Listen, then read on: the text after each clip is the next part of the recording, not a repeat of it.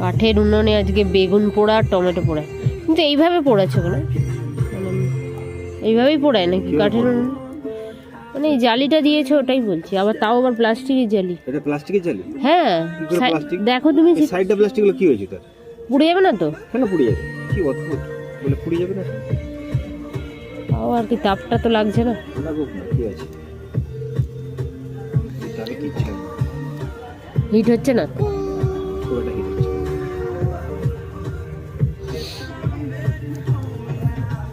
যাক ভালো, একটু অন্যরকম ভাবে কিছু হচ্ছে। এইটা আমি কিন্তু উল্টাইনি। এটা উল্টেছে না, এটা উল্টাইনি।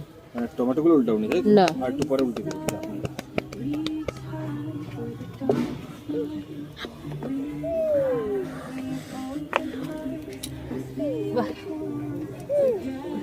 এটার উপরে কয়লা ঢেলে দিয়ে আসা মানে ভালোভাবে জ্বলে যাবে, তাই না? জ্বলবে, কিন্তু আমাদের কয়লা উনানে আবার মানে অনেকটা উনান না নষ্ট করলে খারাপ লাগে, রান্না বান্না করলে ঠিক আছে, আগুন রাত্রেবেলা রান্না করার মানে ভালো না। রাত হয়ে যাবে, 11টা হয়ে যাবে, 12টা হয়ে যাবে, রান্না একদম দরকার নেই। মনে হয় যে ফুলকপিটাকে ছাদে রেখেছি। হ্যাঁ মনে হয় যে ফুলকপিটাকে ছাদে হ্যাঁ, ওই জন্যই তো বাবা দরকার নেই, বরঞ্চ কালকে বললে সকালে জ্বালিয়ে রান্না হবে, তাও ভালো।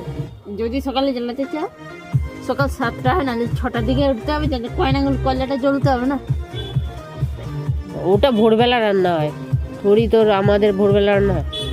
মানে কি জ্বালানো তো সময় নেই, একটু জিজ্ঞেস করি।